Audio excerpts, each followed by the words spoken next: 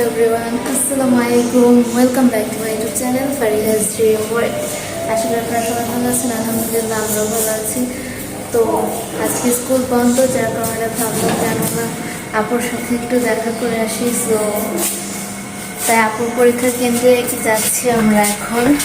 ওকে surprise দেওয়ার জন্যই বলা চলে। সো আপনাদেরকে সাথে নিয়ে যে একটু ঘুরে দেখাবো সব কিছু। সাথে আম্মু আছে, আম্মু ওকে দিয়ে আবার আসছে আমাকে নেওয়ার জন্য। সো আর এটা আমার সিগনেচার ড্রেস। আমি যেখানে যাই না কেন আমার কিছু না কিছু সিগনেচার ড্রেস থাকে, আপনারা জানেন।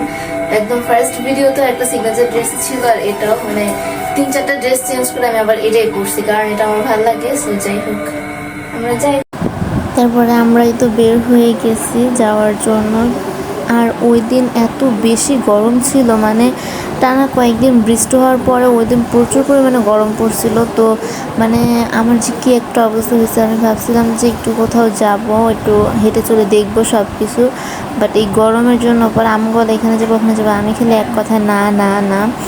পরে বসেই ছিলাম, দেন আপুর জন্য ওয়েট করতেছিলাম। তারপরে যখন ও আসছে পরে একটা রেস্টুরেন্টে যেতে চাইলাম, ঢুকছিও রেস্টুরেন্টে, মানে এই রেস্টুরেন্টের এদিকে অনেক নাম শুনি, তো ঢুকে পড়ে পুরো হতাশ হয়ে গেছি দেখে যে কী একটা অবস্থা। মানে যাই হোক, আপনারা দেখতেই পারবেন। এদিকে এই যে আমাদের এখানে এটাকে কী বলে, ফ্লাইওভারের কাজ চলতেছে আর কি, অনেক দিন ধরে, অনেক দিন না অনেক মাস ধরে এখানে চলতেছে, অলমোস্ট কমপ্লিট হয়েও গেছে। আর এই রাস্তার অবস্থা এখন এত খারাপ হয়েছে, মানে এই কাজের জন্য আর কি পুরো রাস্তা নষ্ট হয়ে গেছে একদম। তো পরে এখানে আমরা অটো নিয়ে আর কি যাচ্ছিলাম। অনেক কাছে পরীক্ষার কেন্দ্র এবার পড়ছে। নর্মালি আমাদের স্কুল থেকে পরীক্ষার কেন্দ্র পড়ে হচ্ছে জাহাঙ্গীরনগরে, আপনারা অনেকে চিনবেন জাহাঙ্গীরনগর বিশ্ববিদ্যালয় ওখানে।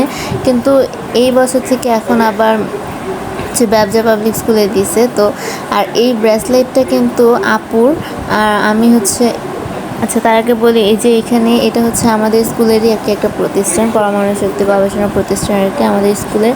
আর এই ব্রেসলেটের কথাটা হচ্ছে কি, আপু মানে আমি সকালবেলা মজা করে পড়ছি, আর পরে আমি আর মানে খুলছিলামও, কিন্তু পরে যাওয়ার সময় মনে হলো কেননা একটু পরে যাই, যে ওকে দেখাই যে দেখো। আর এই ব্রেসলেটের অনেক শখের, সব পরলে চিল্লায় ওঠে একদম। বাট আমি পরে গেছি ওকে দেখানোর জন্য। তারপরে এই যে আমরা চলে আসছি এরিয়ার মধ্যে, এখন আস্তে আস্তে যে ঢুকছিলাম। আমার কাছে আসলে ভালোই লাগছে, একদম পুরো পরিষ্কার। আর এদিকে থাকলেও আমার জন্ম এখানেই, আমার বড় হওয়া এখানে, সব কিছু এখানেই। বাট আমি এই যে এই এরিয়াগুলো কি রপ্তানি, তারপর ইপিজেড, এগুলো সেভাবে ঘুরে দেখা হয় না আসলে। ওই যে আছে না যে জিনিসটা অনেক কাছের সেই জিনিসটাকে আসলে পরপরই দেখা হয়, এরকম কিছু একটা প্রবাদ আছে। তো যাই হোক, এই জিনিসটা আমাদের কাছে দেখে আমাদের কখনো দেখা হয় না। যেমন আমাদের বাড়ি সিলেট দেখে আমাদের সিলেট যে সেভাবে ঘোরাঘুরি করা হয় না, অথচ অন্যান্য জায়গা থেকে কত কত মানুষ যায় ঘুরতে দেখতে।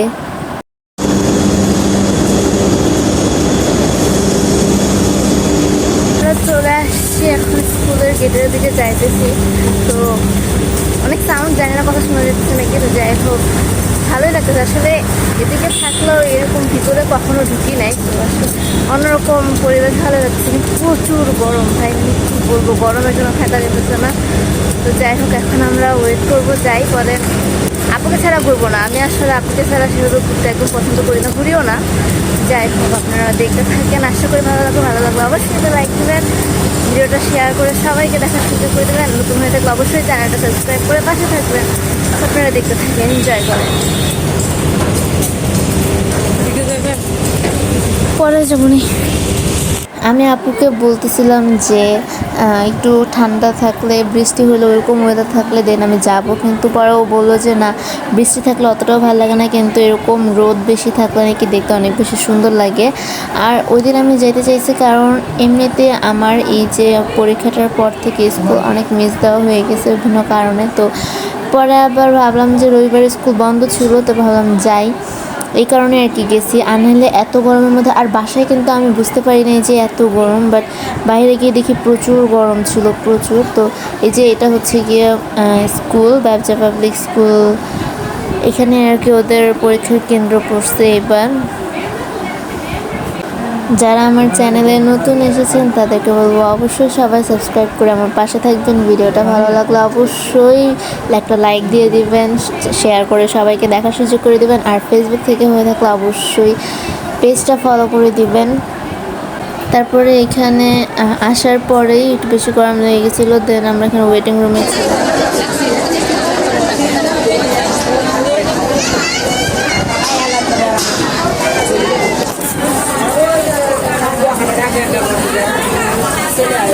আমরা এখানে বসে বসে ওয়েট করতেছি, তো আম্মুরা ওয়াশরুমে যাবে, দেন আমরা বাইরে যাবো।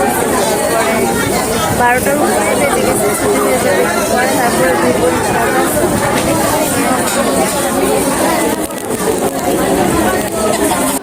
তারপরে কিছুক্ষণ বসেছিলাম, দেন পরে আন্টিরা পরে সবাই বললেন যে একটু হেঁটে দেখতে আর কি। তারপর আম্মু, আমি, তারপর আরও আন্টিরা ছিল, সবাই মিলে আর কি একটু হাঁটতে গেছিলাম। মেনলি আন্টিরা কি কাজে জেনে গেছিলো ওদিকে, তো ওদিকে আর কি যাচ্ছিলাম আমরাও।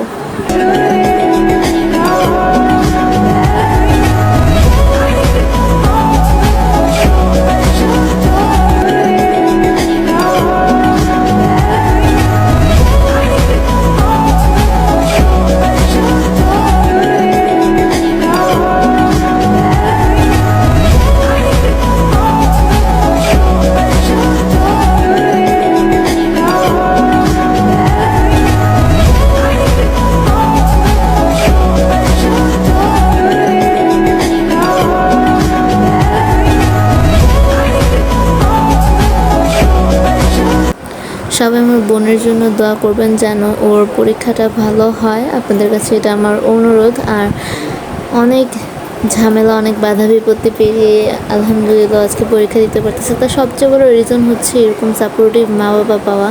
আসলেই আমরা অনেক বেশি ভাগ্যের, কারণ আমাদের এরকম মা বাবা রয়েছে। নর্মালি শুনে সবার মা বাবা কত রাগারাগি করে, কত রুড বিহেভ করে পরীক্ষা খারাপ হলে কিংবা কোনো না কোনো কারণে, কিন্তু আলহামদুলিল্লাহ আমাদের মা বাবা এরকম না। হ্যাঁ, অবশ্যই খারাপ লাগে, কিন্তু তারা আমাদের সিচুয়েশনটাও বোঝার চেষ্টা করে। তো আসলে প্রত্যেকটা মা বাবারই এরকম হওয়া উচিত। তাছাড়া সন্তানের দিক না বুঝে খালি রেজাল্টের দিক বুঝলেই তো হয় না। তো যাই হোক, সবাই দোয়া করবেন। পরে এই যে দেখতে থাকেন এখানে ভিডিওতে কী কাহিনী হলো সেটা বলি। সবার পরীক্ষা শেষ হয়ে গেছে, আমরা কতক্ষণ হাঁটছি, দেন এসে বসে বসে আমি ফোনই দেখছি। আসলে আমার ভালো লাগতেছিল না একদমই, যেহেতু আগামী বছর আমাদেরও পরীক্ষা ইনশাআল্লাহ। তো যার কারণে আমি ভাবলাম যে কেন একটু কেন্দ্রটা দেখে আসি, গিয়ে কেন্দ্রটা কেমন হয় আর কি, আমাদেরও তো পরীক্ষা হবে এখানে। সেই কারণে আমি গেছিলাম। আর আসলে মন চাইছে, আমার ছোটোবেলা থেকে ইচ্ছা ছিল আমার বোন যখন বোর্ড এক্সাম দিবে তখন আমিও যাব ওর সাথে, সেই কারণেই আমি গেছি। আনাইলে আমার যাওয়ার কোনো ইচ্ছাও ছিল না, যাওয়ার কোনো ইচ্ছা বলাটা ভুল হবে, ইচ্ছা ছিল কিন্তু মানে আমি এখন যেতাম না। তারপরে গেছি একটু দেখে আসার জন্য।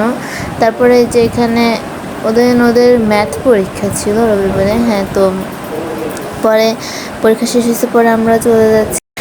এখানে আপু রাগ করতেছিল, ওর ব্রেসলেট পরছিলাম দেখে। আমি আরও ওকে রাগাচ্ছিলাম, ওর মুখের সামনে নিয়ে একদম পুরো হাত নাচাইতেছিলাম যে দেখো দেখো আমি তোমার ব্রেসলেট পরছি।